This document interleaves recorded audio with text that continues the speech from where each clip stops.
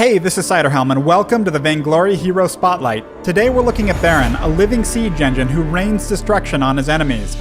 Baron brings incredible range and powerful burst damage to his team. When building crystal items, he becomes mobile artillery, shelling enemy teams from extreme distances. His weapon path enables aggressive maneuvering during combat, allowing him to quickly bring down high-value targets. Baron's heroic perk, Rocket Launcher, significantly increases the damage of his basic attacks. Additionally, each rocket explodes on impact, dealing full damage to surrounding enemies. This splash damage is reduced against lane minions. When Baron activates his Porcupine mortar, he lobs a shell to the target location, dealing heavy damage to enemies on impact. Baron can hold up to 2 shells at a time, allowing him to fire twice in rapid succession. Enemies are also lightly slowed when hit by a mortar. When purchasing red weapon power items, the strength of the slow is greatly increased. On the other hand, blue crystal power items extend the range of this ability, allowing Baron to shell enemies from greater distances. I recommend learning and upgrading this ability first. When building crystal items, always take the overdrive as soon as possible. After powering up his jump jets, Baron launches to the target location, then gains a burst of movement speed.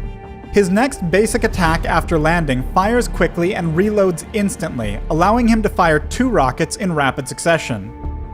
Blue crystal power items greatly extend the range of this ability. However, Baron takes longer to power up for jumps the further away he is from his destination. Red weapon power items reduce and eventually remove this power-up time. Additionally, each basic attack reduces the cooldown of jump jets, allowing weapon builds that focus on basic attacks to use this ability more frequently. The overdrive for this ability grants Baron immunity to most negative effects while in flight, and for a moment after landing.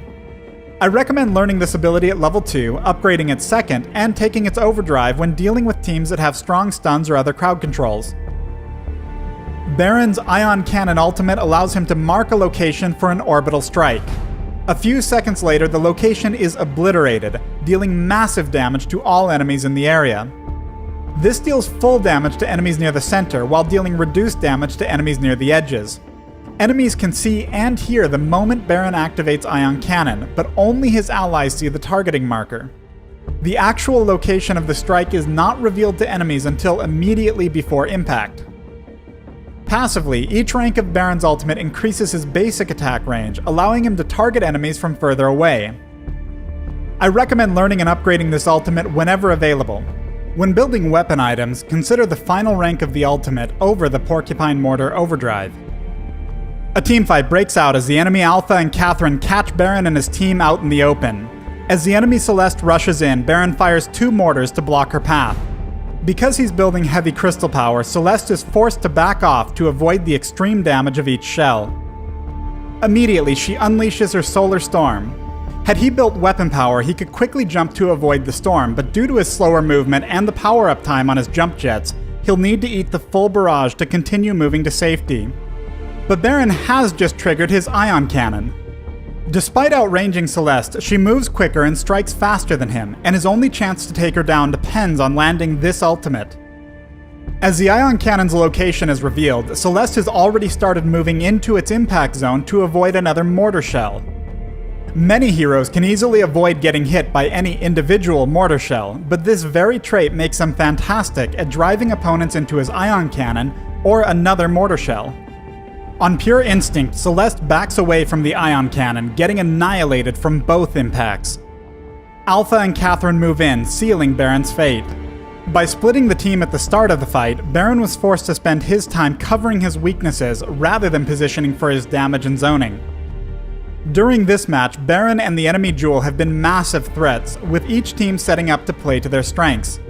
Baron and Arden prepare for the inevitable fight as Saw baits the enemy team. The moment they dive in, Arden brings down the gauntlet. At this moment, Saw has already been stunned by Catherine and now rooted by Rhyme. However, Arden has managed to stun Jewel in the gauntlet walls, providing the only real chance Saw has of staying alive. Right now, Baron has 2 huge things going in his favor. First, the gauntlet walls allow him to safely stay close to the fight. Second, because Rhyme and Catherine are both focused on finishing Saw off, he knows exactly where to aim his mortars. He's already hit Rhyme once, and as the second shell lands, he'll hit him again. Saw backs off thanks to Arden's Vanguard just as the ion cannon strikes, erasing Catherine and Rhyme. Jewel is the last enemy standing, but despite her extreme damage, Baron finishes her off with a flyby, not even looking at the explosion as he pushes forward. Thanks for watching the Baron Hero Spotlight. Download Vainglory free on the Apple App Store, Google Play, and the Amazon App Store.